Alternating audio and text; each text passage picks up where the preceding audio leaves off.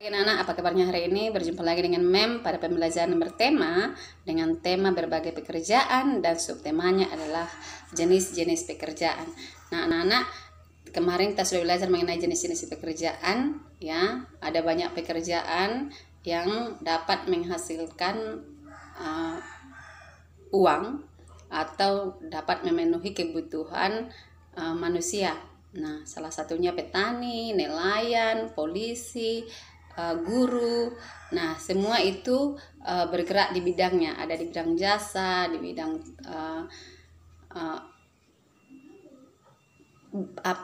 di bidang industri, di bidang pelayanan, ya. Nah, hari ini kita akan membahas tujuan pembelajaranmu adalah kamu dapat mengetahui tokoh-tokoh penting dalam sejarah kemerdekaan Indonesia. Yang kedua, kamu dapat memahami tindakan-tindakan yang dapat menjaga persatuan dan kesatuan dalam bangsa di Indonesia dalam hal beragama, dan dapat memahami simbol lambang bangsa Indonesia yaitu Pancasila. Nah, anak-anak, Indonesia pada zaman dahulu tidak seperti sekarang. Sekarang Indonesia sudah merdeka. Dulu Indonesia itu dijajah oleh 6 bangsa luar yang datang ke Indonesia, ya, untuk menjajah kita. Yang pertama itu adalah Portugis, yang kedua Spanyol, yang ketiga Belanda, yang keempat Prancis, yang kelima yang kelima Inggris, dan yang keenam itu Jepang. Nah, jadi keenam negara ini menjajah Indonesia dengan tujuan yang sama, yaitu mau menguasai sumber daya alam, kekayaan alam yang ada di Indonesia, yang pada saat itu yang paling diminati oleh bangsa-bangsa penjajah tersebut adalah rempah-rempah yang ada di Indonesia.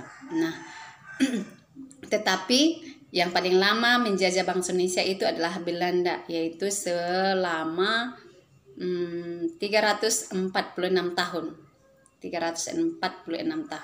Nah, jadi pada saat itu para pemuda atau tokoh-tokoh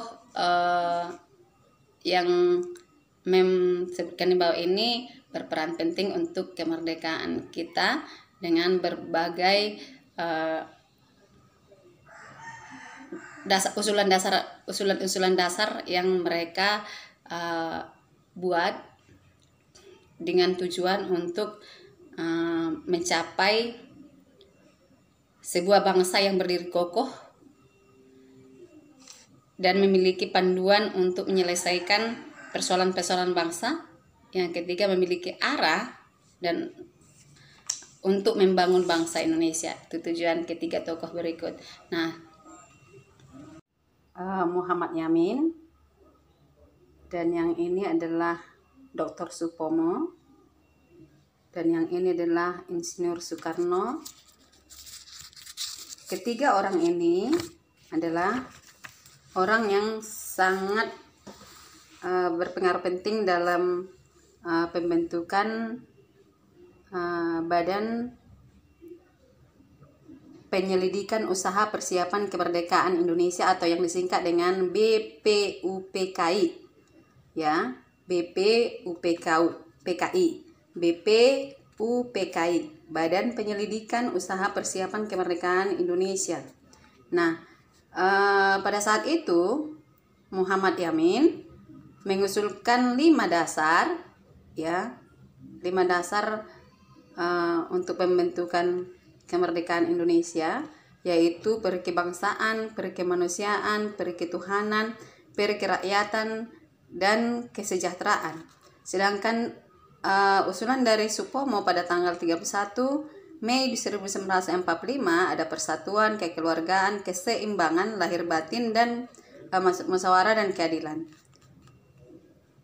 Sedangkan usulan dari Insinyur Soekarno, ya, dikemukakan pada tanggal 1 Juni 1945, yaitu nasionalisme, atau kebangsaan Indonesia, internasionalisme atau perkemanusiaan, 3 mufakat dan demokrasi, 4 kesejahteraan sosial, dan 5 keutuhan berkebudayaan. Nah, pada tanggal tersebut tercetuslah nama Pancasila. Pancasila itu adalah berasal dari bahasa Sanskerta, ya. Dan Pancasila itu merupakan lambang negara Indonesia, ya. Panca artinya 5, sedangkan sila artinya dasar atau prinsip. Lambang bangsa kita adalah Pancasila. Pancasila berasal dari bahasa Sanskerta. Panca artinya 5, sedangkan sila artinya dasar ataupun prinsip. Nah, jadi pada saat itu perancangan dasar negara dimulai pada sidang. Jadi ada sidangnya ya, BPUPKI, Badan Penyelidikan Usaha Persiapan Kemerdekaan Indonesia, BPUPKI. Dan nama Pancasila tercetus dari ucapan Soekarno. Kelahiran Pancasila ditetapkan pada 1 Juni. Sedangkan Pancasila disahkan sebagai dasar negara pada tanggal 18 Agustus 1945 dan usulan 5 dasar dikemukakan oleh Muhammad Yani. Nah, jadi anak-anak, dari perjuangan para tokoh-tokoh kemerdekaan kita tersebut,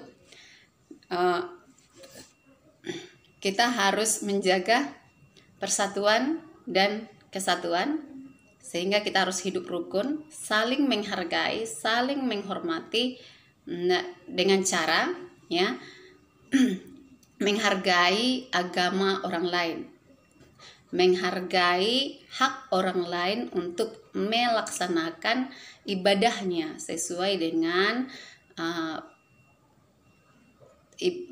aturan ataupun prinsip-prinsip agamanya. Nah, jadi contoh dari menghargai atau sikap-sikap yang mencerminkan sila pertama, yaitu persatuan dan kesatuan Indonesia, yaitu beribadah dengan sungguh-sungguh sesuai agama dan kepercayaan masing-masing, menghormati orang lain yang sedang beribadah, tidak mengganggu ya. Kemudian tidak bercanda ketika orang lain melakukan ibadah. Hidup rukun dengan orang yang berbeda agama dengan kita, dan tidak membuat kegaduhan atau menciptakan kedamaian di tempat ibadah masing-masing, tempat ibadah kita ataupun tempat ibadah orang lain.